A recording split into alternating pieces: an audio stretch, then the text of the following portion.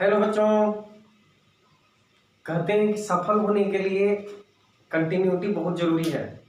लेकिन अगर किसी कारणवश कंटिन्यूटी टूट जाए तो दोबारा स्टार्ट करो तो दुगने जुनून के साथ, ताकि पहले वाला जो हो वो फिर मैनेज हो पाए। तो हम लोग का भी कंटिन्यूटी टूट गया था, पिछले कुछ दिनों से वीडियो नहीं आ रहे थे। तो चलो आज से कंटिन्यू करते हैं और लगातार वीडियो आएगा। अब बीच में गायब नहीं होंगे।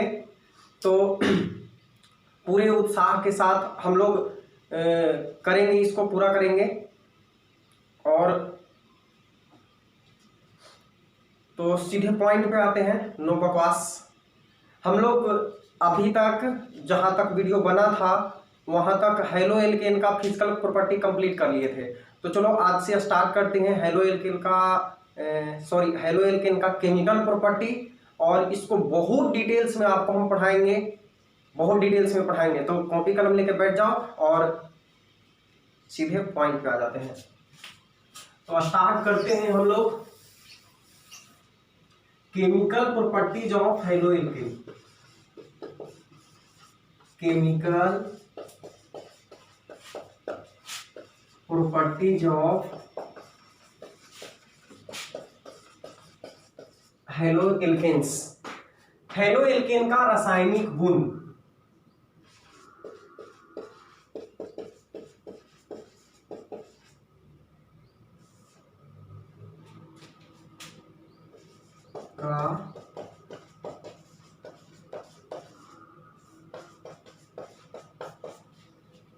हेलो एल्केन का रासायनिक गुण, chemical properties of halo alkane. तो देखो केमिकल प्रॉपर्टीज में हम लोग पढ़ेंगे क्या, यहाँ पे पढ़ेंगे कि हेलो एल्केन जो होते हैं एक कितने प्रकार के रिएक्शन में भाग लेते हैं। केमिकल प्रॉपर्टी में मेनली हम लोग रिएक्शन के बारे में पढ़ते हैं कि इसका रासायनिक गुण क्या है, मतलब कितने प्रकार के रिएक्शन में भाग लेता है, किस कंपाउंड से रिएक्शन करके कौन सा नया कंपाउंड का निर्माण करता है। जब हेलो एल्केन अल्कोहल के साथ रिएक्शन करेगा तो क्या बनाएगा, जब एमाइन के साथ रिएक्शन करेगा तो क्या बनाएगा, कार्बोक्सिलिक एसिड के साथ रिएक्शन करेगा तो क्या बनाएगा, नाइट्रो कंपाउंड के साथ रिएक्शन करेगा तो क्या बनाएगा। मतलब कौन कौन से कंपाउंड से रिएक्शन, कितने प्रकार के रिएक्शन में भाग लेगा, उसका प्रोसेस क्या होगा, उसका मैकेनिज्म क्या होगा और कौन सा नया प्रोडक्ट का निर्माण होगा। तो केमिकल प्रॉपर्टी स्टार्ट करने से पहले थोड़ा सा हम हेलो एल्केन पे फिर से देखते हैं कि आखिर ये है क्या चीज। तो आप ध्यान देना, देखो हेलो एल्केन था हमारा RX, this is halo alkane. और X जो है वो क्या है बच्चों, X क्या है बताओ। X है हेलोजन, क्लोरीन, क्लोरीन, ब्रोमीन और आयोडीन, इन चारों में से कोई एक है। और हम जानते हैं कि हेलोजन का इलेक्ट्रोनिगेटिविटी, विद्युत ऋणात्मकता बहुत अधिक होती है। इसका मतलब है कि जो X है वो हाई इलेक्ट्रोनिगेटिव है, हाई इलेक्ट्रोनिगेटिव है, उच्च विद्युत ऋणात्मक है ना,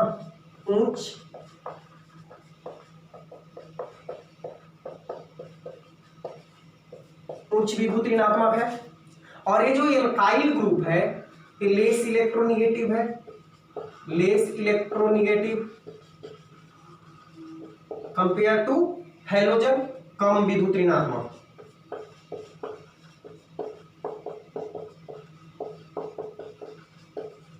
कम विद्युत ऋणात्मक है। अब देखो इसके वजह से क्या होगा, एक कंपाउंड बहुत अधिक इलेक्ट्रोनिगेटिव है और एक जो ग्रुप है इसमें वो कम विद्युत ऋणात्मक है। तो होगा क्या, देखो क्या होगा। हाइड्रोजन बहुत अधिक इलेक्ट्रोनिगेटिव होने के कारण शेयर्ड पेयर इलेक्ट्रॉन को, कौन सा इलेक्ट्रॉन, एक इलेक्ट्रॉन इसका और एक इलेक्ट्रॉन इसका, दोनों के बीच शेयरिंग हुआ, साझेदारी हुआ, तो एक बॉन्ड का निर्माण हुआ, सिग्मा बॉन्ड बना। मतलब इस बॉन्ड को बनाने में एक इलेक्ट्रॉन एल्काइल का लगा है और एक इलेक्ट्रॉन हेलोजन का लगा है।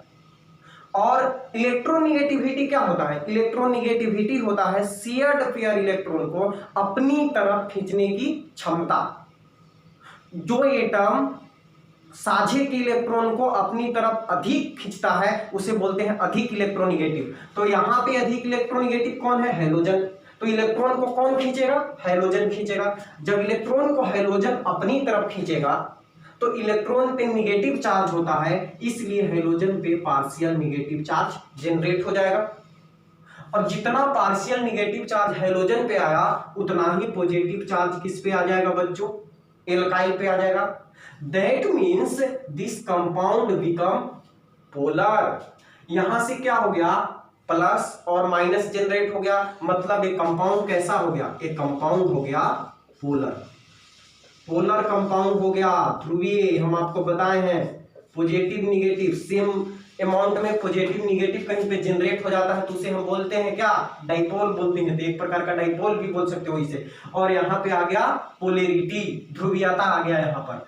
अब ध्रुवीयता की वजह से क्या होगा? देखो बात को समझना, सारा खेल यहीं पे है। इसी के वजह से सारा केमिकल प्रॉपर्टी हम लोग पढ़ेंगे, ध्यान से देखना। देखो इसको एकदम सिंपल एग्जांपल में हम लोग समझते हैं।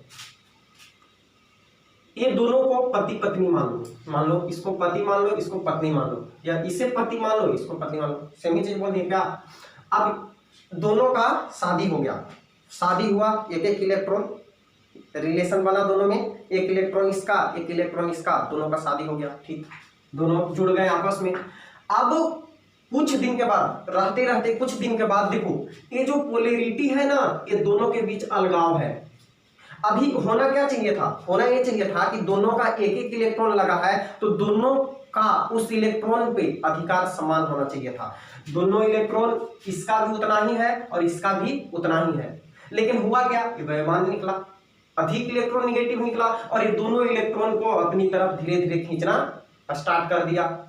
जब इलेक्ट्रॉन को अपनी तरफ खींचना स्टार्ट किया तो यहाँ ये हो गया धनी और ये हो गया गरीब। इलेक्ट्रॉन के मामले में ये थोड़ा मजबूत हो गया, धनी हो गया, और ये गरीब हो गया। बताओ अलगाव आया कि नहीं आया?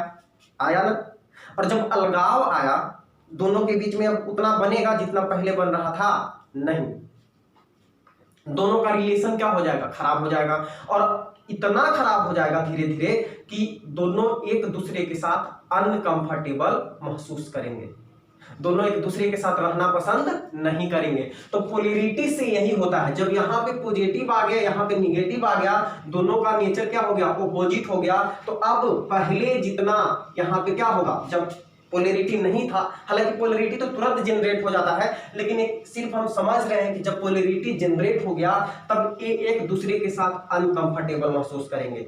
अब कंफर्टेबल कब महसूस करेंगे? तो देखो अब कोई भी ऐसा ग्रुप या एटम इसके पास पॉजिटिव है और कोई ऐसा ग्रुप या एटम जिसके पास निगेटिव रहेगा, वो यहाँ पे क्या करेगा? अटैक करेगा। और अगर इसको लगेगा कि हम हैलोजन से ज्यादा उस ग्रुप के साथ कंफर्टेबल हैं तो यहां से छोड़ के और उसके साथ कंपाउंड का निर्माण कर लेगा, और सेम कंडीशन इसके साथ भी होगा। तो इस पोलैरिटी के कारण, इस ध्रुवीयता के कारण रिएक्शन हो गया। यानी रिएक्शन होने का मुख्य कारण क्या है? हैलो एल्केन का पोलर होना, हैलो एल्केन का ध्रुवीय होना। ध्रुवीय होने के कारण, पोलर होने के कारण हैलो एल्केन एक हाईली रिएक्टिव कंपाउंड होता है, बहुत अधिक क्रियाशील यौगिक होता है। तो चलो लिख लेते हैं इसको। Due to polar nature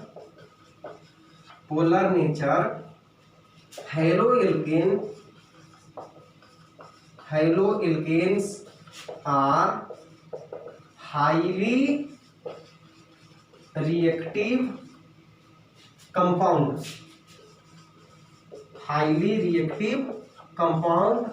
and take part in various type of reactions। Polar nature के कारण, पॉजिटिव और निगेटिव के वजह से जो पोलैरिटी आया, इस पोलैरिटी के कारण हैलो एल्केन बहुत अधिक क्रियाशील यौगिक हो जाता है और कई प्रकार के रिएक्शन में भाग लेता है। तो वही लिखा हुआ है, ड्यू टू पोलर नेचर, ध्रुवीय प्रकृति के कारण halo alkanes are highly reactive, halo alkanes बहुत अधिक क्रियाशील होते हैं और take part in various type of reaction, बहुत सारे अभिक्रियाओं में भाग लेते हैं। तो कौन कौन से अभिक्रिया है? तो देखो इम्पोर्टेंट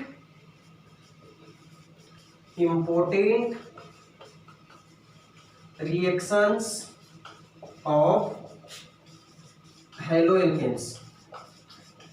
हैलोएल्केन के महत्वपूर्ण अभिक्रियाएं कौन कौन से रिएक्शन में भाग लेता है? तो सबसे पहला जिस रिएक्शन में भाग लेता है और जो सबसे इंपॉर्टेंट है वो है सब्स्टिट्यूशन रिएक्शन।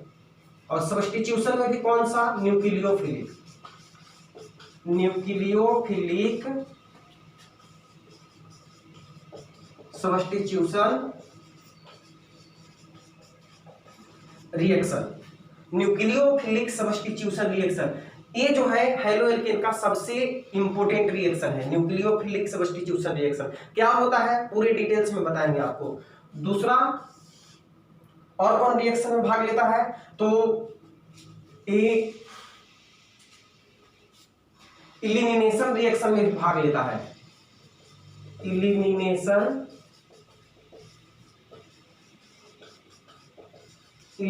रिएक्शन में भाग लेता है। ये हैलोएल्केन का दूसरा सबसे इंपॉर्टेंट रिएक्शन है।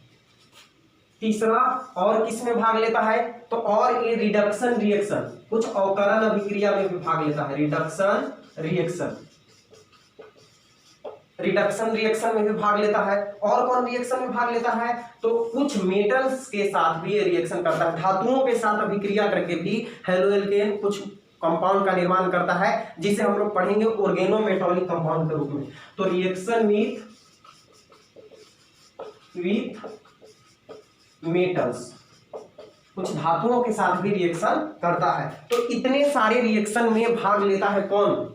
हैलोएल्केन। और हम सारे रिएक्शन को बारी बारी से पढ़ेंगे। तो इसमें सबसे पहला रिएक्शन कौन था? पहला रिएक्शन था नाभिक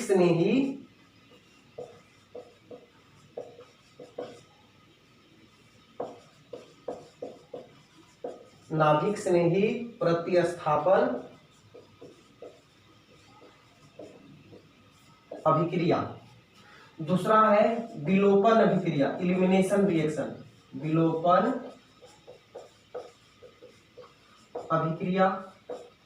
तीसरा है रिडक्शन रिएक्शन, अवकरण अभिक्रिया, नाम तो सुना ही होगा, अवकरण अभिक्रिया। और सबसे लास्ट है धातुओं के साथ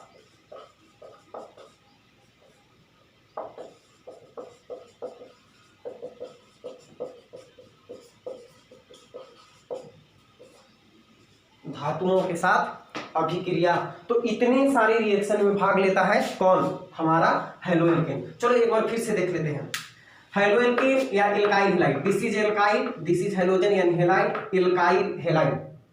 हैलोजन का हाई इलेक्ट्रोनेगेटिविटी के कारण दोनों के बीच में पोलैरिटी उत्पन्न हो जाता है, प्लस और माइनस, क्योंकि इलेक्ट्रॉन किधर शिफ्ट हो जाता है? हैलोजन की ओर। तो इसके वजह से इस पे पार्शियल नेगेटिव और इस पे पार्शियल पॉजिटिव आ जाता है। इस पोलर नेचर के कारण, this polarity makes haloalkane most reactive aliphatic compound. इस ध्रुवीयता के कारण हैलोएल्केन एलिफैटिक यौगिकों में एक बहुत अधिक क्रियाशील यौगिक होता है। तो due to polar nature haloalkanes are highly reactive compound and take part in various type of reaction. ध्रुवीय प्रकृति होने के कारण हैलोएल्केन बहुत अधिक क्रियाशील यौगिक होता है और एक कई प्रकार की अभिक्रियाओं में भाग लेता है। तो कौन कौन से रिएक्शन में भाग लेगा बच्चों? इसमें सबसे पहला है न्यूक्लियोफिलिक सब्स्टिट्यूशन रिएक्शन, दूसरा है इलिमिनेशन रिएक्शन, तीसरा है रिडक्शन रिएक्शन और चौथा है रिएक्शन विद सम मेटल्स, कुछ धातुओं के साथ अभिक्रिया। बारी बारी से हम सारे रिएक्शन को डिस्कस करेंगे पूरे डिटेल में, कोई भी पॉइंट आपका छूटने नहीं पाएगा, जीरो लेवल से आईएएससी लेवल से जेईई एडवांस लेवल तक। तो आप इसको कॉपी करो, फिर बढ़ते हैं आगे।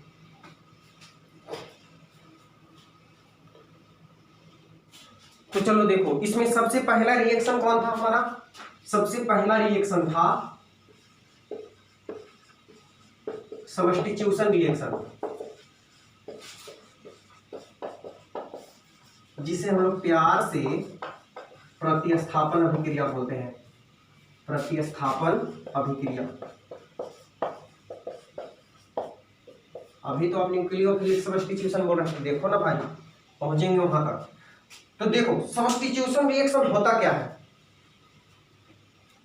क्या होता है सब्स्टिट्यूशन रिएक्शन, एकदम सिंपल है। देखो कैसे, ए दो वस्तुएं हैं, मान लो दोनों के बीच रिलेशन है, संबंध है, किसी बंधन से बंधे हुए हैं, और एक ए तीसरा ग्रुप, तीसरा एटम या कोई समूह है या कोई चीज है, दो आदमी है, चलो आदमी मान लेते हैं, दो आदमी है और ये तीसरा आदमी है, ठीक है। ये अलग आदमी है, अलग, इसका इन दोनों से कोई रिलेशन नहीं है, और इन दोनों का आपस में रिलेशन है। अब ये क्या हुआ कि यहाँ पे आया और आने के बाद किसी एक के साथ रिलेशन बना लिया, और जो पहले से रिलेशन में था वो यहां से निकल के बाहर हो गया।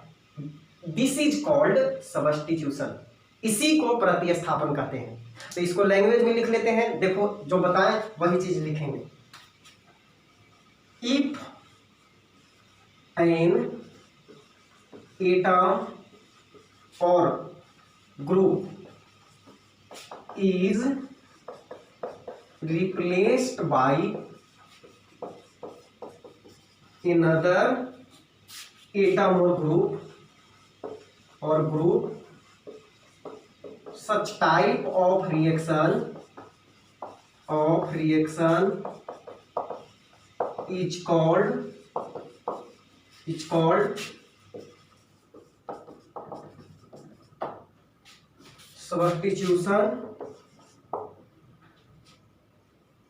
Substitution reaction.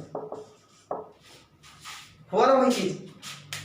If an atom और ग्रुप, जब कोई परमाणु या समूह, इफ एन एटम और ग्रुप, इफ मीन्स यदि कोई परमाणु या समूह is replaced by another atom और ग्रुप, किसी दूसरे परमाणु या समूह के द्वारा प्रतिस्थापित कर दिया जाता है, मतलब हटा दिया जाता है, और जो दूसरा वाला था वो उसके स्थान पे आ गया, प्रतिस्थापित कर दिया जाता है। Such type of reaction is called substitution reaction. इस प्रकार की अभिक्रिया को हम लोग कहते हैं प्रतिस्थापन अभिक्रिया, सब्स्टिट्यूशन रिएक्शन। वही तो बोले थे हम, क्या बोले थे बताओ? बोले थे कि इन दोनों के बीच रिलेशन है और ये अकेला, फिर यहाँ पे आया ये अकेला, इसका टूट गया, तो बताओ ये दो एटम है और ये रिप्लेस हो गया किसी दूसरे के द्वारा, ठीक है। तो इसे हम बोलेंगे सब्स्टिट्यूशन रिएक्शन। लिख लेते हैं इसको हिंदी में भी। जब कोई परमाणु या समूह किसी दूसरे परमाणु या समूह के द्वारा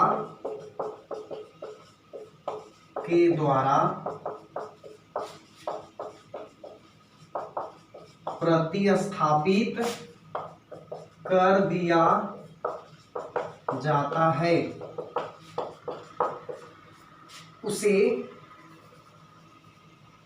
ऐसे लिखा जाता है। तो इस प्रकार के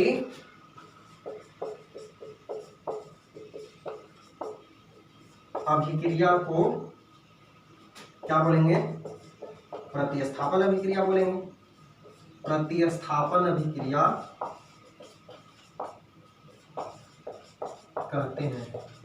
देखो बाइलिंगुअल पढ़ाने से होता क्या है ना, दोनों लैंग्वेज में, हिंदी इंग्लिश में, तो एक तो जो इंग्लिश मीडियम वाले जिनका थोड़ा सा मजबूरी में इंग्लिश मीडियम से पढ़ लिए हैं और या फिर शौक से पढ़ लिए लेकिन इंग्लिश थोड़ा वीक है, तो उसको भी हेल्प मिल जाएगा। और जो हिंदी मीडियम वाले हैं तो वे भी अंग्रेजी जान जाएंगे, तो दोनों का फायदा हो जाएगा। और मुझे क्या फायदा होगा कि मेरा भी टाइम बच जाएगा थोड़ा सा, तो और वीडियो लंबा होता नहीं है, 1 घंटा का लगभग वीडियो बनता है, तो आपको कोई दिक्कत है नहीं। थोड़ा सा मेरा टाइम बच जाता है इसमें, तो हम कुछ दूसरा काम भी कर लेते हैं, अपना पढ़ाई भी कर लेते हैं। अब सिर्फ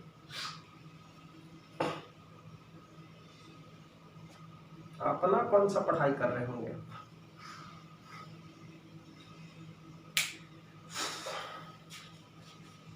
तो देखो, जब कोई परमाणु या समूह किसी दूसरे परमाणु या समूह के द्वारा प्रतिस्थापित कर दिया जाता है, तो इस प्रकार के अभिक्रिया को प्रतिस्थापन अभिक्रिया कहते हैं। अब इसमें बकवास करने से ज्यादा अच्छा है कि आप एग्जांपल से समझ लो, एकदम क्लियर हो जाएगा। देखो हमारे पास एल्काइल ग्रुप है और यहां पे एक कंपाउंड है Rl, समझना सारा कुछ समझाएंगे। Rl एक कंपाउंड है और यहां पर कोई एक ग्रुप है या एटम है। यहां एक कंपाउंड है जिसमें दो एटम है Rl, या दो ग्रुप कह सकते हो, दो ग्रुप है, और एक यहां पे अकेला ग्रुप है G।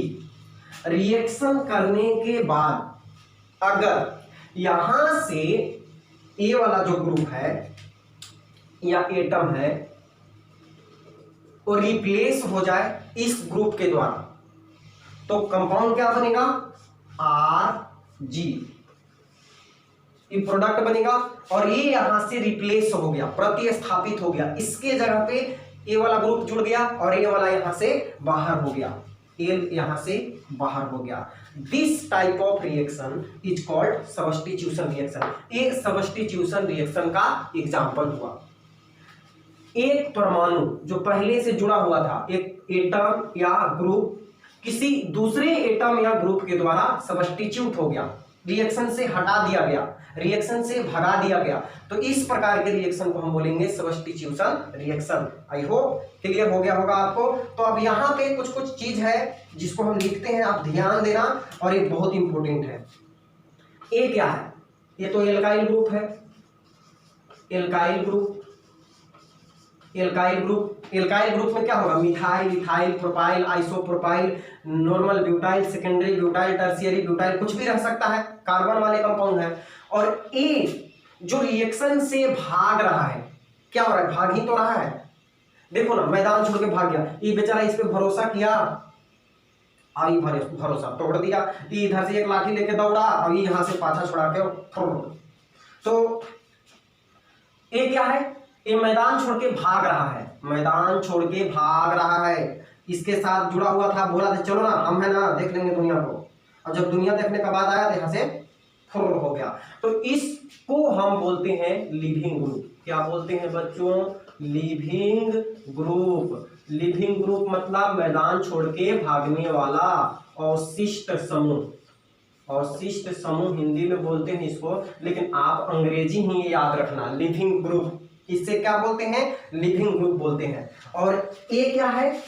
तो ये अटैक किया, इस पे अटैक किया और यहां से छोड़ के भाग गया, तो इसे हम बोलते हैं अटैकिंग। देखो एकदम सिंपल वे में बता रहे हैं आपको, यहां अगर नहीं समझे तो चैलेंज करते हैं कि फिर केमिस्ट्री आप नहीं समझ पाओगे। अटैकिंग रिएजेंट, ये क्या हो रहा है? मैदान छोड़ के भाग रहा है। तो लिव माने क्या होता है? छोड़ना, लिव, तो ये इसे बोलेंगे लिविंग ग्रुप, यानी छोड़कर भागने वाला, हिंदी इसका अवशिष्ट समूह होता है। और ये क्या कर रहा है? अटैक कर रहा है। इसी के अटैक की वजह से तो ये फुर्र से भागा, यही अटैक किया तो ये भागा, तो ये हो गया अटैकिंग रिएजेंट। इसे हम बोलेंगे आक्रमणकारी अभिकर्मक। अटैकिंग रिएजेंट मींस आक्रमणकारी अभिकर्मक। और ये हो गया क्या? एक प्रोडक्ट बन गया, जो भी बने। अब यहाँ पे OH रहेगा तो एल्कोहल बन जाएगा। मान लो हेलोजन रहता तो हेलोएल्केन बन जाता, NO2 रहता नाइट्रो कंपाउंड बन जाता, NH2 रहेगा तो एमीन बन जाएगा। मतलब जो भी ग्रुप, हम सिर्फ बोले ग्रुप है, अभी हम यहाँ पे हेलोएल्केन संकीर्ण होकर नहीं बता रहे कि हम हेलोएल्केन पढ़ रहे हैं तो सिर्फ हेलोएल्केन का ही एग्जांपल लेंगे, नहीं, पूरे केमिस्ट्री के लिए सब्स्टिट्यूशन रिएक्शन का हम बात कर रहे हैं, उसका पूरा मैकेनिज्म बताएंगे, और फिर उसके बाद लौट के हम आएंगे कि हेलोएल्केन में इस तरह का रिएक्शन होता है, सब्स्टिट्यूशन रिएक्शन। तो इतना चीज आप पहले कॉपी करो और उसके बाद फिर हम आते हैं लौट।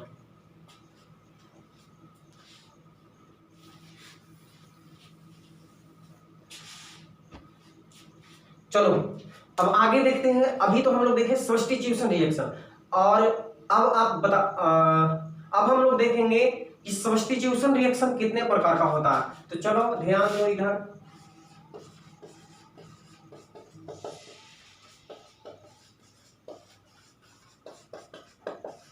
सब्स्टिट्यूशन रिएक्शन जो होता है वो मेनली टू टाइप का होता है, दो प्रकार का। कौन कौन होता है भाई? एक का तो नाम हम अभी लिए थे, क्या नाम लिए थे बताओ, क्या लिए थे? हाँ, न्यूक्लियोफिलिक सब्स्टिट्यूशन रिएक्शन। न्यूक्लियोफिलिक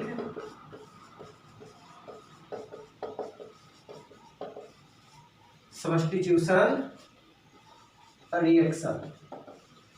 और दूसरा है इलेक्ट्रोफिलिक सब्स्टिट्यूशन रिएक्शन।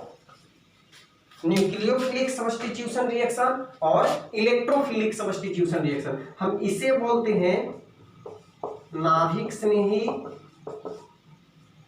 प्रतिस्थापन अभिक्रिया। प्रतिस्थापन अभिक्रिया, और इसे बोलते हैं इलेक्ट्रॉन स्नेही, इलेक्ट्रॉन रागी भी बोल सकते हो, हम पहले बताए हैं, इलेक्ट्रॉन स्नेही प्रतिस्थापन अभिक्रिया।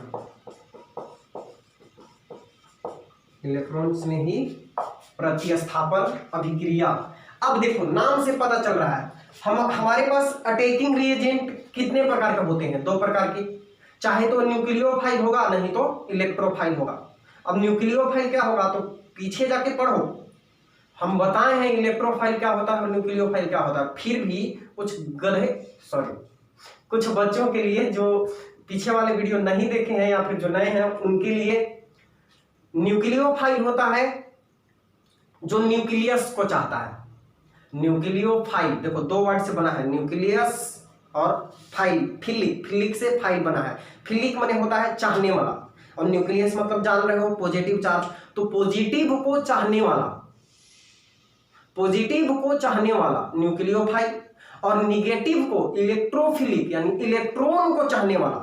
इलेक्ट्रॉन पे कैसा चार्ज होता है? Negative charge. न्यूक्लियस पे कैसा होता है? Positive charge. और फिलिक मतलब समझ रहे हो, चाहने वाला, फिलिक से बना है फाइल, तो न्यूक्लियोफाइल यानी न्यूक्लियस को चाहने वाला मतलब पॉजिटिव को चाहने वाला, और इलेक्ट्रोफाइल यानी इलेक्ट्रॉन को चाहने वाला, निगेटिव को चाहने वाला। अब बताओ न्यूक्लियस को कौन चाहेगा?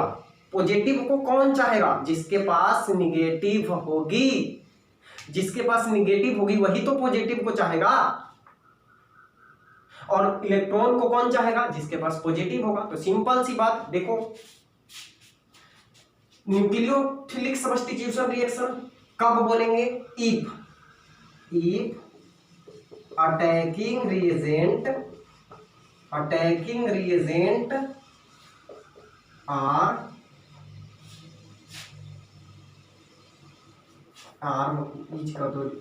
Reagent is nucleophile. जब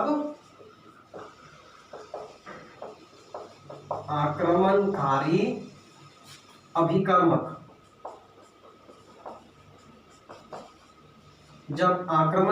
अभिकर्मक, नाभिक स्नेही हो, तो इस प्रकार के सब्स्टिट्यूशन रिएक्शन को हम बोलेंगे न्यूक्लियोफिलिक सब्स्टिट्यूशन रिएक्शन। अभी देख रहे थे ना सब्स्टिट्यूशन में क्या हो रहा था?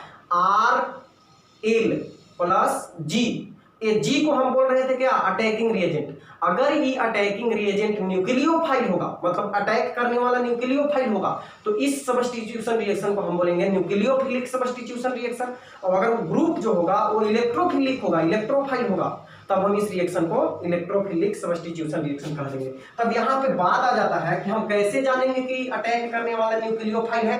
पता चलेगा तब ना, कुछ पता चले तब ना कि ये न्यूक्लियोफाइल है, तब इसको हम न्यूक्लियोफिलिक सब्स्टिट्यूशन बोलेंगे।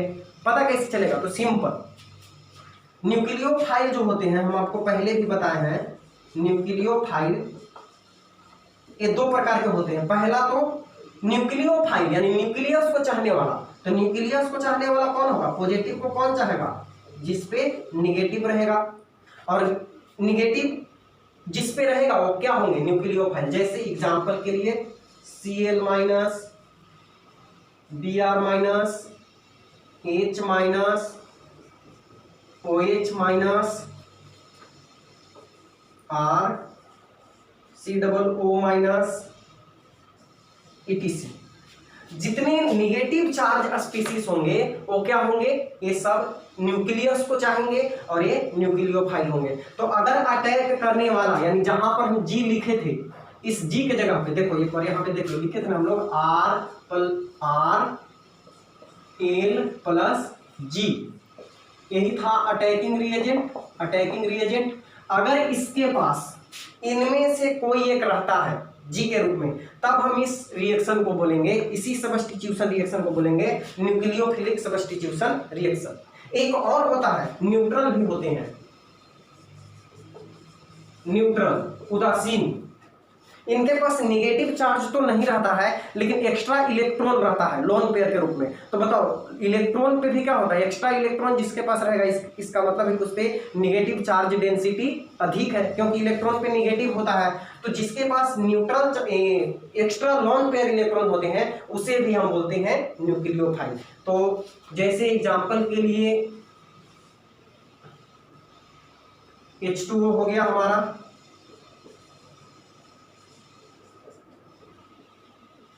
एल्कोहल हो गया, अमोनिया हो गया, RNH2 हो गया। ये सब जो कंपाउंड है इन्हें भी हम बोलेंगे न्यूक्लियोफाइल, क्योंकि इनके पास एक्स्ट्रा इलेक्ट्रॉन है जो पॉजिटिव चार्ज को क्या कर सकते हैं, डोनेट कर सकते हैं, दे सकते हैं। तो अगर इस ग्रुप के जगह पर इनमें से कोई भी एटम या ग्रुप रहता है तो तब हम सब्स्टिट्यूशन रिएक्शन को बोलेंगे न्यूक्लियोफिलिक सब्स्टिट्यूशन रिएक्शन। और if attacking reagent is electrophile, तब हम इस रिएक्शन को, जब अटैक करने वाला इलेक्ट्रोफाइल हो, इलेक्ट्रॉन को चाहने वाला, तब हम इस रिएक्शन को इलेक्ट्रोफिलिक सब्स्टिट्यूशन रिएक्शन कहेंगे। तब इसे हम बोलेंगे क्या, जब आक्रमणकारी अभिकर्मक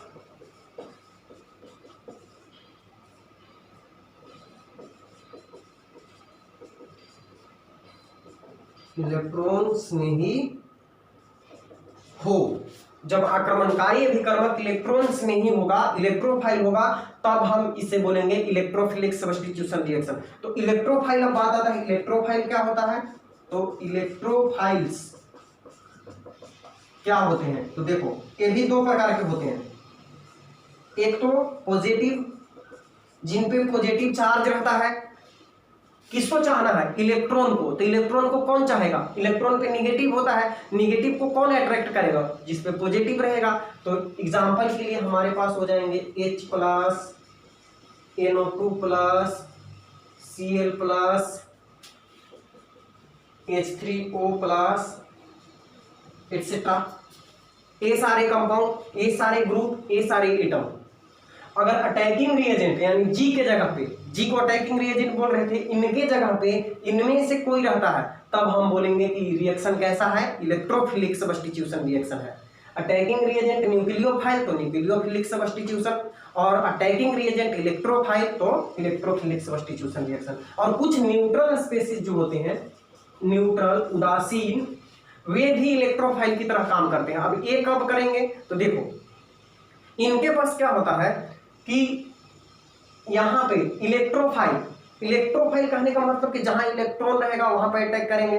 तो इसका मतलब है कि जिस ग्रुप में या जिस कंपाउंड में हम रिएक्शन करवा रहे हैं वहां पे इलेक्ट्रॉन की अधिकता है।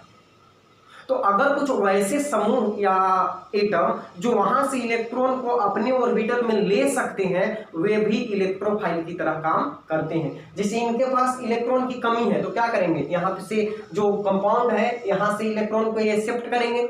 उसी तरह पॉजिटिव चार्ज नहीं है फिर भी क्या है, ऑर्बिटल खाली है, घर खाली है, तो ऑर्बिटल खाली है तो इलेक्ट्रॉन को एक्सेप्ट कर सकते हैं। तो वैसे कंपाउंड भी, वैसे ग्रुप भी इलेक्ट्रोफाइल की तरह काम करते हैं। जैसे एग्जांपल के लिए हो गया BF3, AlCl3, FeCl3, SnCl4 etc।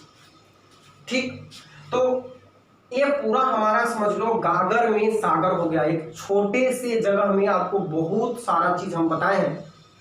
इस बात को अभी तक जितना हम बता रहे थे सब्स्टिट्यूशन रिएक्शन और इससे ये सब तो यहाँ पे पढ़ना भी नहीं था, 11th में सारा कुछ हम पढ़ाए हुए डिटेल्स में। लेकिन हम चाह रहे हैं कि जितने भी नए स्टूडेंट हैं या जिन्हें ऑर्गेनिक में दिक्कत होती है, पहले से नहीं समझ में आया है कुछ, वे भी एकदम बेसिक से सीखें और एक अच्छे लेवल तक सीखते चलें, उनको भी मजा आए। तो चलो अभी तक हम लोग सब्स्टिट्यूशन रिएक्शन देखें। क्या होता है सब्स्टिट्यूशन रिएक्शन? जब कोई एटम या ग्रुप किसी दूसरे एटम या, हाथ पे ध्यान देना, जब कोई एटम या ग्रुप किसी दूसरे एटम या ग्रुप के द्वारा रिप्लेस हो जाते हैं, तो इस तरह के रिएक्शन को हम बोलते हैं सब्स्टिट्यूशन रिएक्शन।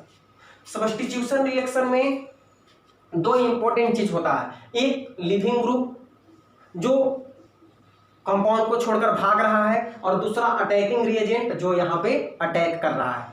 ठीक है, तो दोनों के बारे में हम बारी बारी से देखेंगे। पहले देख लेते हैं क्या कि सब्स्टिट्यूशन रिएक्शन भी देख लिए कितने प्रकार का होता है, और ये अटैकिंग रिएजेंट भी एक ही साथ देख लिए कि क्या होता है। तो देखो सब्स्टिट्यूशन रिएक्शन को दो भाग में बांटते हैं, न्यूक्लियोफिलिक सब्स्टिट्यूशन रिएक्शन और इलेक्ट्रोफिलिक सब्स्टिट्यूशन रिएक्शन।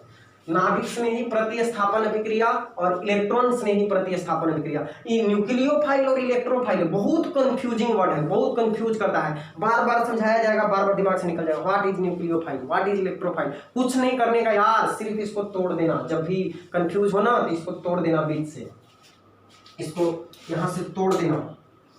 बचपन में जैसे करते थे ना, हिम जोड़ आलय हिमालय, विद्या जोड़ आलय विद्यालय, विद्या मने बुद्धि और आलय मने घर, यानी बुद्धि का घर। उसी तरह ये नाभिक मतलब पॉजिटिव और स्नेही मतलब लवर। मजा तो आ रहा होगा, लवर मतलब चाहने वाला, तो पॉजिटिव को चाहने वाला हो गया नाभिक स्नेही, और इसको तो इलेक्ट्रॉन स्नेही, टूटे ना स्नेहिया के डोर, स्नेहिया मने प्रेम, इलेक्ट्रॉन यानी निगेटिव, और स्नेही मने वही वही वही वही वही लवर चाहने वाला।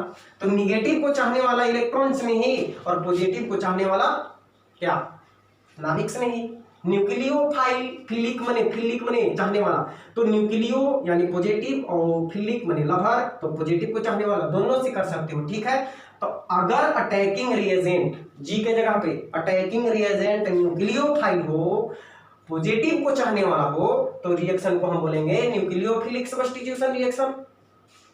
और अगर अटैकिंग रिएजेंट इलेक्ट्रोफाइल हो, तब हम रिएक्शन को बोलेंगे इलेक्ट्रोफिलिक सब्स्टिट्यूशन रिएक्शन। और साफ साफ तो लिख दिए हैं कि कैसे जानेंगे कि न्यूक्लियोफाइल है इलेक्ट्रोफाइल है। तो देखो ना यहाँ पे, देख लो नजरिया से एक बार बोल के देखो, निगेटिव रहेगा या न्यूट्रल में लॉन पेयर वाले रहेंगे, तो ये हो गए न्यूक्लियोफाइल। पॉजिटिव रहेंगे या फिर इनमें से कोई रहेगा, तो ये हो जाएंगे क्या क्या हो जाएंगे, ये हो जाएंगे इलेक्ट्रोफाइल। ओके, तो क्लियर तो हो ही गया होगा, नहीं हुआ है तो चलो बढ़ते हैं यहां से आगे, इतना कॉपी कर लो।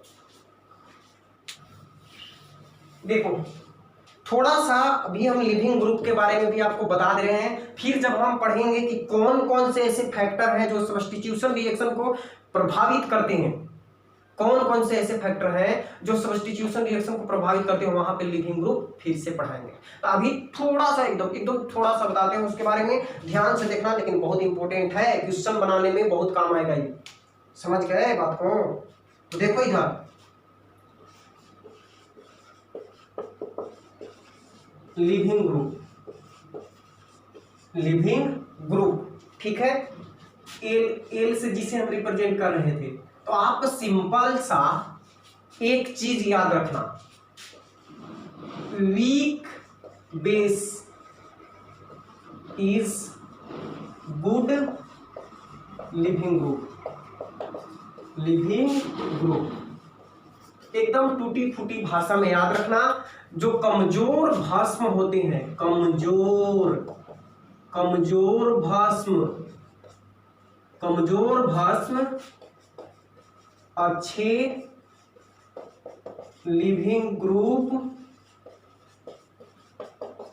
होते हैं, कमजोर भस्म अच्छे लिविंग ग्रुप होते हैं, ठीक है। तब हम कैसे जानेंगे, अब लिविंग ग्रुप का मतलब क्या होता है, जैसे क्यों जानना जरूरी है? तो हम जान गए कि लिविंग ग्रुप जो छोड़ के हट रहा था, तो हट रहा था तो उससे क्या मतलब, वो तो हट गया। मतलब है यहाँ पे ये जो है रिएक्शन को बहुत ज्यादा प्रभावित करता है। कैसे करता है? अभी करवा रहे हैं ना, टेंशन काहे ले रहे हो? देखा इधर से, weak base is good leaving group. अब यहाँ पे ध्यान से देखना, एक चीज और याद रखना कि एसिडिटी जो होता है इनवर्सली प्रोपोर्शनल होता है बेसिसिटी का। ये भी भला बताने की बात है, ये तो सबको जान रहा है कि अच्छा अम्ल होगा तो खराब भस्म होगा, अच्छा भस्म होगा तो खराब अम्ल होगा, है ना। Acidity inversely proportional to basicity. अब हमारे पास जो रिएक्शन कराने के लिए होते हैं, देखो इन्हें हम बोलते हैं, जैसे मान लो अपने पास HI है, HBr है, HCl है और HF है, ठीक है। इन्हें हम बोलते हैं हैलोजन एसिड। क्या बोलते हैं? हैलोजन एसिड बोलते हैं, ठीक है, हैलोजन एसिड। और इनका एसिडिटी का ऑर्डर अगर आप देखोगे सब कुछ क्लियर हो जाएगा, ध्यान से देखते रहो। एसिडिटी ऑर्डर, अम्लीयता का क्रम। अब हिंदी वाले को तो फीलिंग ही नहीं आता है किस चीज का, एकदम जब तक हिंदी नहीं बोलो अंदर से क्या होता है वो फीलिंग ही नहीं आता है। आई लव यू भी हिंदी में बोलोगे क्या अगर हो? चलो एसिडिटी ऑर्डर, तो एसिडिटी ऑर्डर में देखो सबसे ज्यादा एसिडिक कौन होता है? HI। उससे खराब एसिड होता है HBr, उससे भी खराब एसिड होता है HCl और सबसे खराब एसिड होता है He। अब ये कहां से लिख दिए? तो देखो ये भी डिपेंड करता है, एसिडिटी डिपेंड करता है बॉन्ड एनर्जी पर। बॉन्ड एनर्जी, एसिडिटी जो होता है, कितना डिटेल में जाओगे, acidity inversely proportional to bond energy.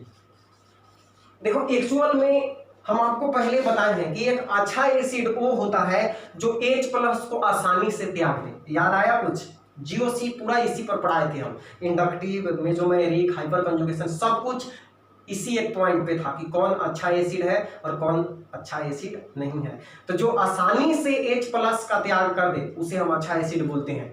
तो और एसिडिटी बॉन्ड एनर्जी के इनवर्सली प्रोपोर्शनल, बॉन्ड एनर्जी अधिक होगा तो अच्छा एसिड नहीं होगा। क्यों भाई? क्योंकि देखो ये मान लो हम यहाँ पे लगा दिए HF, ठीक, और इनके बीच का जो बॉन्ड है उसका बॉन्ड एनर्जी हाई है। बॉन्ड एनर्जी किसको कहते हैं? बॉन्ड को तोड़ने में जितना रिक्वायर्ड एनर्जी होता है। तो अगर बॉन्ड को तोड़ने के लिए एनर्जी अधिक चाहिए तो क्या आसानी से H प्लस निकलेगा?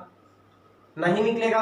तो बॉन्ड एनर्जी जितना कम होगा उतना आसानी से H प्लस बाहर निकल जाएगा, और जितना आसानी से H प्लस निकलेगा उतना ही अच्छा एसिड होगा। तो बॉन्ड एनर्जी की इनवर्सली प्रोपोर्शनल होता है एसिडिटी। और बॉन्ड एनर्जी का जब ऑर्डर देखोगे बच्चों, तो बॉन्ड एनर्जी का ऑर्डर जो होता है HF का सबसे अधिक होता है, उसके बाद HCl का, उससे कम होता है HBr का, और सबसे कम बॉन्ड एनर्जी का होता है HI का। क्योंकि साइज जैसे जैसे जा रहे हो ना, एक तो इलेक्ट्रोनिगेटिविटी इसका अधिक है, ऐसे इलेक्ट्रोनिगेटिविटी घट रहा है, और दूसरी चीज साइज फैक्टर भी है। यहाँ पे फ्लोरीन का साइज बहुत छोटा है और यहाँ पे आयोडीन का साइज बहुत बड़ा है, तो बॉन्ड एनर्जी इसका अधिक होता है, और जैसे जैसे इधर आते हैं इसका बॉन्ड एनर्जी कम होता है, ठीक। अगर बॉन्ड एनर्जी का ऑर्डर देखो तो HF का सबसे अधिक, फिर HCl का, फिर HBr का, और सबसे कम HI का। तो बॉन्ड एनर्जी जिसका अधिक होगा एसिडिटी उसका क्या होगा? कम होगा। तो एसिडिटी ऑर्डर देख रहे हो उल्टा है, बॉन्ड एनर्जी इसका सबसे अधिक तो एसिडिटी इसका सबसे कम। अब एसिडिक ऑर्डर तो आ गया, हम जानते हैं कि एसिडिटी बेसिसिटी का इनवर्सली प्रोपोर्शनल है, यानी जो अच्छा एसिड होगा वो अच्छा बेस नहीं होगा। तो यहाँ पे H प्लस को निकालने के बाद जो बच जाता है ना उसे हम बोलते हैं कंजुगेट बेस। कंजुगेट बेस इसे बोलते हैं सहयुग्मी भस्म। क्या बोलेंगे? सहयुग्मी भस्म, कंजुगेट बेस। जैसे I माइनस हो गया, Br माइनस हो गया, Cl माइनस हो गया और F माइनस हो गया, इन्हें हम बोलते हैं कंजुगेट बेस। अब देखो अच्छा एसिड HI था,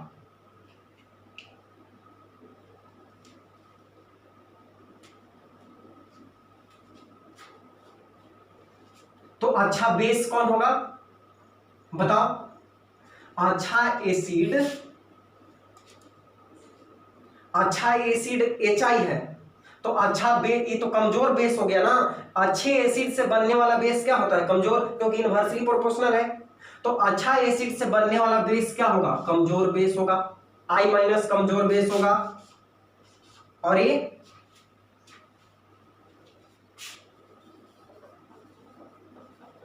ऐसे करो, देखो एसिड से H+ को निकालने के बाद जो बचा उसे क्या बोलेंगे हम? कंजुगेट बेस बोलेंगे। और अगर इनका हम बेसिक ऑर्डर देखते हैं बच्चों, बेसिक ऑर्डर क्षारीयता का क्रम, तो देखो ये अच्छा एसिड है और अच्छा एसिड से जो बनने वाला बेस होगा वो कमजोर बेस होगा, क्योंकि इनवर्सली प्रोपोर्शनल है। एक अच्छा होगा तो एक खराब होगा। तो अच्छा एसिड HI है तो सबसे कमजोर बेस कौन होगा? I- होगा, सबसे कमजोर बेस। फिर उसके बाद Br-, उसके बाद Cl-, और सबसे अच्छा भस्म कौन होगा? F- होगा। ओके, तो ये तो आ गया बेसिक ऑर्डर। ठीक है, बेसिक ऑर्डर। हम बोले थे weak base is good leaving group, हमें लिविंग ग्रुप चाहिए, तो जो वीक बेस होगा वो क्या होगा? अच्छा लिविंग ग्रुप होगा। तो order of living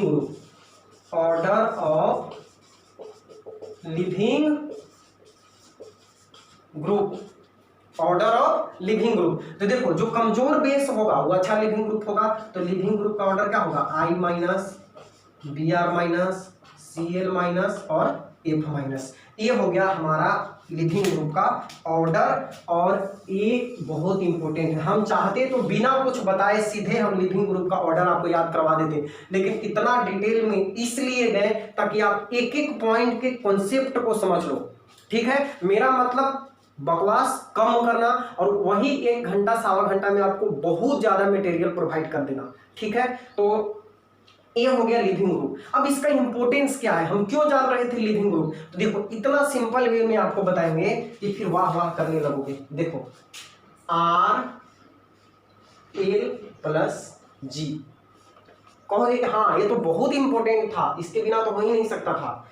this is leaving group, इसी को हम लिविंग ग्रुप बोले हैं, इसको बोले हैं लिविंग ग्रुप। और ये है अटैकिंग रिएजेंट।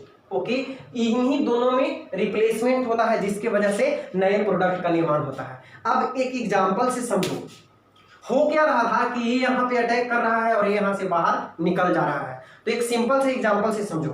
देखो आप बस में सफर कर रहे हो, ठीक, और खड़े होकर, सीट नहीं है, खड़े होकर सफर कर रहे हो, और एक आदमी जो है वो सीट फुल है, सीट पे बैठा हुआ है, 2 आदमी बैठे हुए हैं, 2 आदमी, ठीक, 2 आदमी एकदम सिंपल में समझना, 2 आदमी, और एक तुम क्या हो? खड़े हो, ठीक। अब तुमको अंदर से ना बैठने का एकदम बैठवास आ रहा है, अंदर से एकदम बैठवास निकल रहा है तुमको। अब बैठे, बैठवास क्या होता है? हाँ, वही बैठने के लिए मन कर रहा है, तो अंदर से खुद तुमको बैठने का मन कर रहा है, ठीक। तो बताओ, जब तक वो आदमी हटेगा नहीं तब तक क्या उसके माथे पे बैठ जाओगे? नहीं ना, ये तो गलत बात। गोद में बैठ जाओगे उसके? नहीं। तो बताओ तुम्हारे अंदर कितना भी ज्यादा बैठने का फीलिंग आ रहा हो, बैठने का मन कर रहा हो, जब तक दूसरा आदमी सीट छोड़कर हटेगा नहीं तब तक आप बैठ नहीं सकते हो। तो ओवरऑल आप बताओ कि तुम्हारा बैठना इंपॉर्टेंट है कि जो बैठा हुआ है उसका उठना इंपॉर्टेंट है? सोच के बताओ।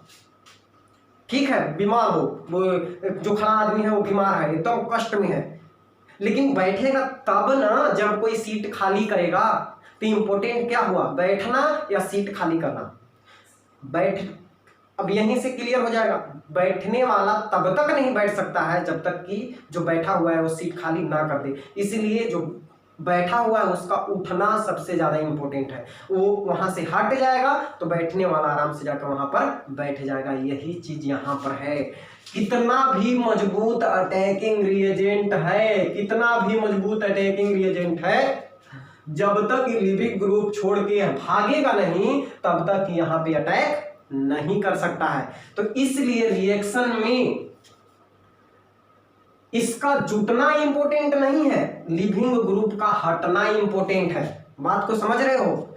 इसका जुटना उतना इंपॉर्टेंट नहीं है जितना कि लीविंग ग्रुप का हटना। ये जब हट जाएगा पहले, तब ये जाके आराम से जुट जाएगा। समझ गए? तो अब बताओ लीविंग ग्रुप पे रिएक्शन डिपेंड किया कि नहीं किया? अगर यहाँ पे अच्छा लीविंग ग्रुप है यानी तुरंत हट जाने वाला है, तब तुरंत रिएक्शन हो जाएगा, फास्ट रिएक्शन। अगर यहाँ पे कोई पंचोछर आदमी आ गया, अभी हटने के लिए तैयार ही नहीं है, तो क्या जुट पाएगा? इसको मुश्किल होगा, तो इसलिए रिएक्शन स्लो हो जाएगा। तो लीविंग ग्रुप एक अहम रोल निभाता है। तो यहाँ से रिएक्टिविटी का ऑर्डर भी आप बता सकते हो कि किसके साथ हेलो एल्केन का, किसके साथ किसी कंपाउंड का रिएक्शन करवाएंगे तो जल्दी होगा। HI के साथ करवाएंगे, HBr के साथ, HCl के साथ, KHF के साथ। तो जाहिर बात है कि HI के साथ ये अच्छा लीविंग ग्रुप है, ये जल्दी हट जाएगा। तो HI के साथ रिएक्शन कराएंगे तो जल्दी रिएक्शन हो जाएगा। This is the leaving group. इसे आप कॉपी कर लो और उसके बाद फिर बढ़ते हैं यहाँ से आगे। सिंपल में समझ लो, लिविंग ग्रुप कौन था? जो छोड़कर भाग रहा था। और वीक बेस जो होते हैं अच्छे लिविंग ग्रुप होते हैं। तो यहाँ पे ऑर्डर याद रखना, I- अच्छा लिविंग ग्रुप है तो ये आसानी से हट जाएगा, तो HI के साथ रिएक्शन जल्दी से हो जाएगा। Br- थोड़ा कमजोर है और इस तरह से घटता हुआ क्रम है लिविंग ग्रुप का। तो लिख लीजिए, फिर बढ़ते हैं यहाँ से आगे। देखो अब हम आ जाते हैं किसमें? अब आ जाते हैं, अभी तो आपको पूरी डिटेल्स में हम पढ़ा रहे थे सब्स्टिट्यूशन रिएक्शन क्या होता है। अब अपने पॉइंट पे आ जाते हैं, मुद्दे पे। मुद्दा क्या था? मुद्दा था न्यूक्लियोफिलिक सब्स्टिट्यूशन रिएक्शन। अब सब्स्टिट्यूशन रिएक्शन तो दो प्रकार का हो गया, न्यूक्लियोफाइल और इलेक्ट्रोफाइल। तो हेलो एल्केन का कौन था? Nucleophilic substitution reaction. Electrophilic substitution reaction भी पढ़ेंगे, लेकिन वो यहाँ नहीं, हेलो एरिन जब स्टार्ट करेंगे तो उसमें पढ़ेंगे। जितने भी एरोमेटिक कंपाउंड है उसमें पढ़ेंगे हम लोग। तो न्यूक्लियोफिलिक सब्स्टिट्यूशन रिएक्शन, न्यूक्लियोफिलिक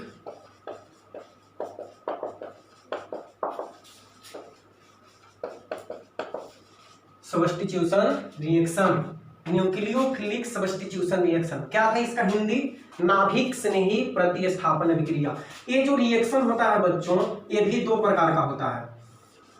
ये भी दो प्रकार का होता है। न्यूक्लियोफिलिक सब्स्टिट्यूशन रिएक्शन भी दो प्रकार का होता है। कौन कौन होता है? तो देखो, एक को हम बोलते हैं SN1 रिएक्शन, SN1 रिएक्शन, और दूसरे को बोलते हैं SN2 रिएक्शन। SN1 और SN2। SN1 का पूरा नाम क्या हुआ? Unimolecular nucleophilic substitution reaction, substitution reaction. एक आणविक नाभिक स्नेही प्रतिस्थापन अभिक्रिया। एक आणविक नाभिक स्नेही प्रतिस्थापन अभिक्रिया। और SN2 क्या होता है? ये होता है bimolecular nucleophilic substitution reaction, substitution reaction. द्विआण्विक नाभिक स्नेही प्रतिस्थापन अभिक्रिया, द्विआण्विक नाभिक स्नेही प्रतिस्थापन अभिक्रिया। अब यहाँ पे अंतर जो आया है ना, ये दो कारण से आया है। देखो, इस रिएक्शन में क्लियर करके हम बताएंगे। यहाँ पे अभी सिर्फ याद रखो कि यहाँ पे रिएक्शन का ऑर्डर 1 होता है और मोलिकुलरिटी भी 1 होता है। और यहाँ पे ऑर्डर 2 होता है और मोलिकुलरिटी भी 2 होता है। ऑर्डर माने हो गया 40 और मोलिकुलरिटी माने हो गया अनुकता।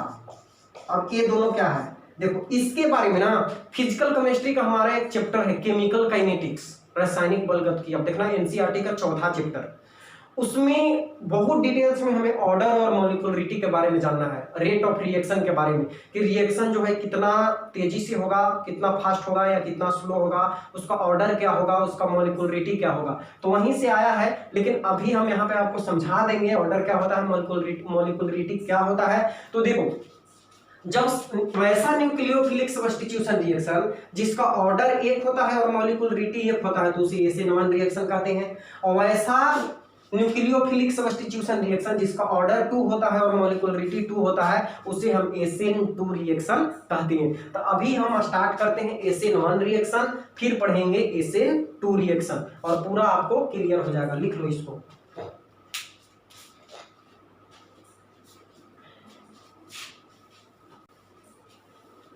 हाँ, और एक बात बोलना था आप लोगों को देखो, हम वीडियो बनाना बंद इसलिए कर दिए थे कि पहले जो सॉल्यूशन वाला वीडियो कुछ काम भी था, ये कोई बड़ा फैक्टर नहीं है, लेकिन थोड़ा सा ये भी रीजन था कि बच्चे देख नहीं रहे थे। जैसे पहले हम सॉल्यूशन वाला जो वीडियो डाले थे उसको करीब करीब किसी वीडियो को 7,000 स्टूडेंट, किसी को 8,000, किसी को 6,000, किसी को 5,000 स्टूडेंट देखा है। और जब से अपना चैनल पे डालना शुरू किए हैं तो इसमें आप लोग 1,600, 1,200, 1,000 इस तरह से देख रहे हो, तो इससे थोड़ा सा क्या होता है ना, मनोबल गिर जाता है, लगता है कि यार इतना मेहनत कर रहे हैं और बच्चे देख ही नहीं रहे हैं। तो आपसे एक रिक्वेस्ट है कि वीडियो को ज़्यादा से ज़्यादा शेयर कर देना। आपके पास कोई फेसबुक ग्रुप होगा तो उसमें, या फिर और सारे स्टूडेंट का व्हाट्सएप ग्रुप होगा तो उसमें शेयर कर देना, ताकि हमारा मेहनत से कुछ वे लाभ उठा सके, बच्चे पढ़ सके। हम जिनके लिए मेहनत कर रहे हैं वे इसका लाभ ही नहीं उठा पाए तो फिर क्या है, फिर तो हम इसकी जगह पे कुछ दूसरा काम करते। तो इसीलिए आपसे रिक्वेस्ट है कि वीडियो को ज़्यादा से ज़्यादा शेयर कर देना और लाइक करना, और जो समस्या हो कमेंट में बताना। हम कमेंट देखते हैं, रेगुलर तो नहीं, लेकिन जब देखते हैं तो आपका जवाब मिल जाएगा। ठीक है, तो बढ़ते हैं आगे। SN1 reaction, SN1 reaction, SN1 reaction. देखो, SN1 रिएक्शन क्या होता है तो आप ध्यान से समझना इसको। ये जो होता है SN1 रिएक्शन 2 स्टेप में कंप्लीट होता है, 2 स्टेप में। It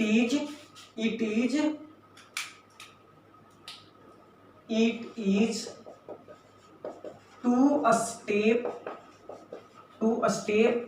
pathways.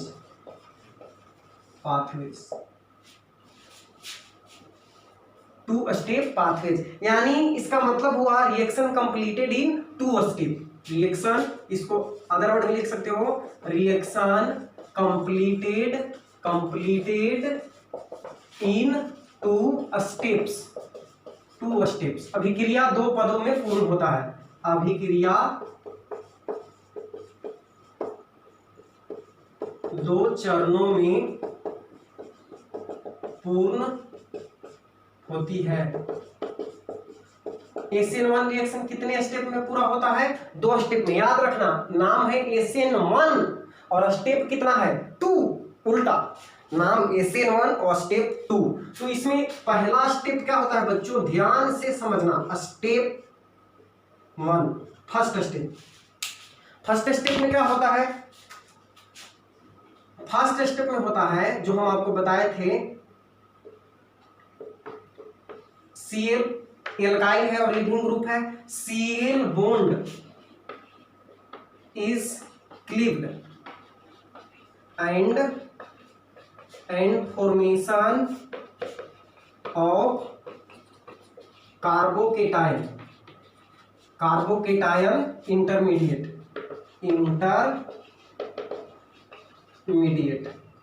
Cl बंधन टूटता है तथा कार्बोकेटायन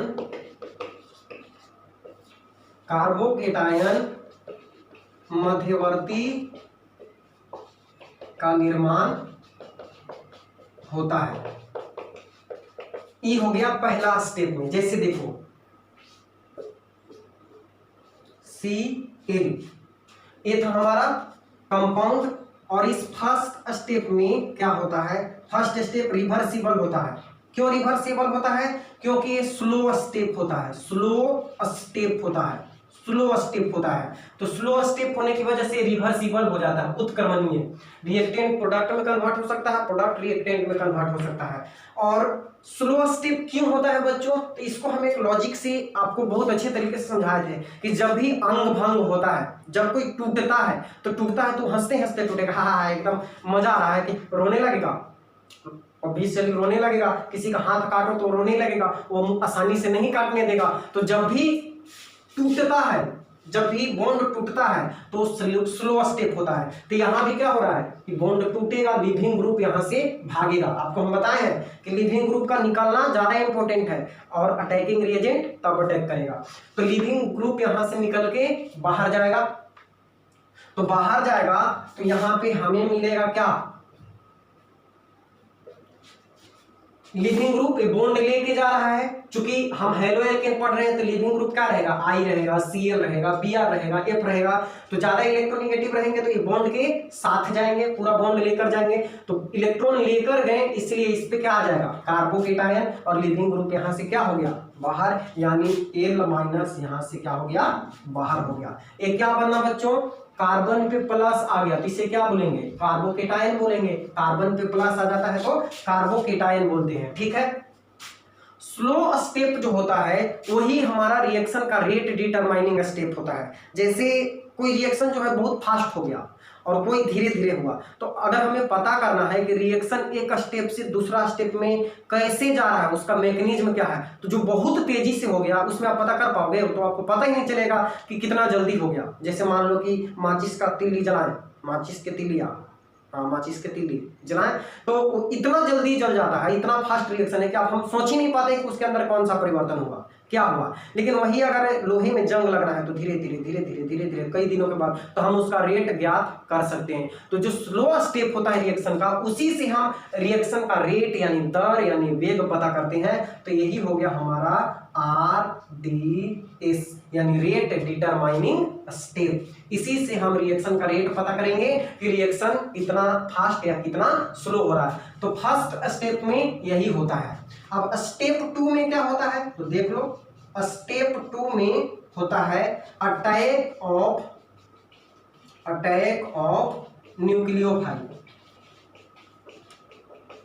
न्यूक्लियोफाइल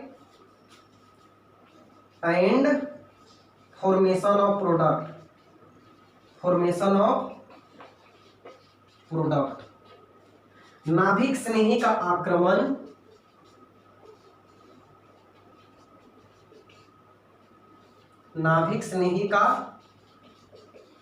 आक्रमण और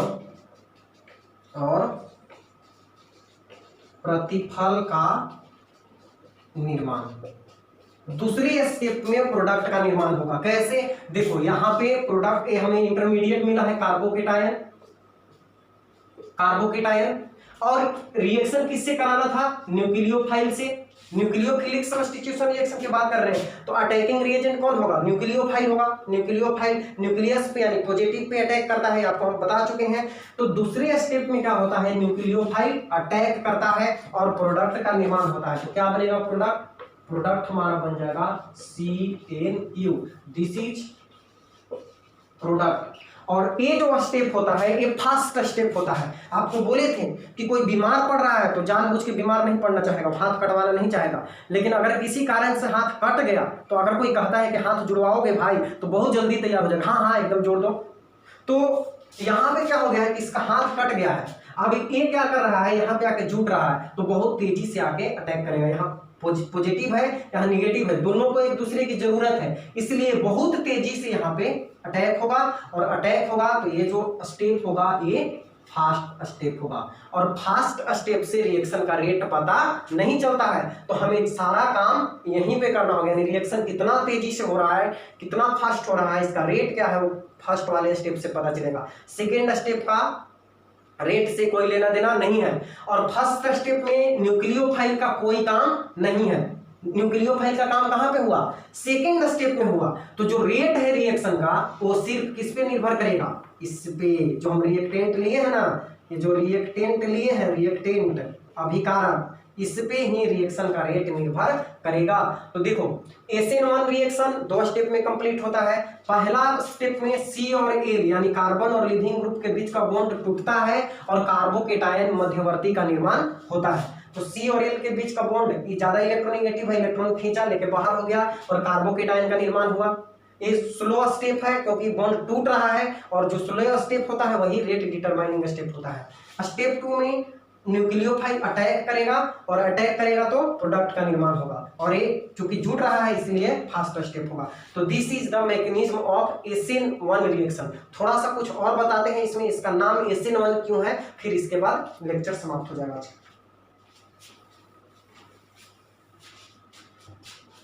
देखो तो हमारा रेट डिटरमाइनिंग स्टेप क्या था, देखो जिसे मान लेते हैं कि ये हेलोएल्केन है, ठीक, हेलोएल्केन है, ओके, और यहां पे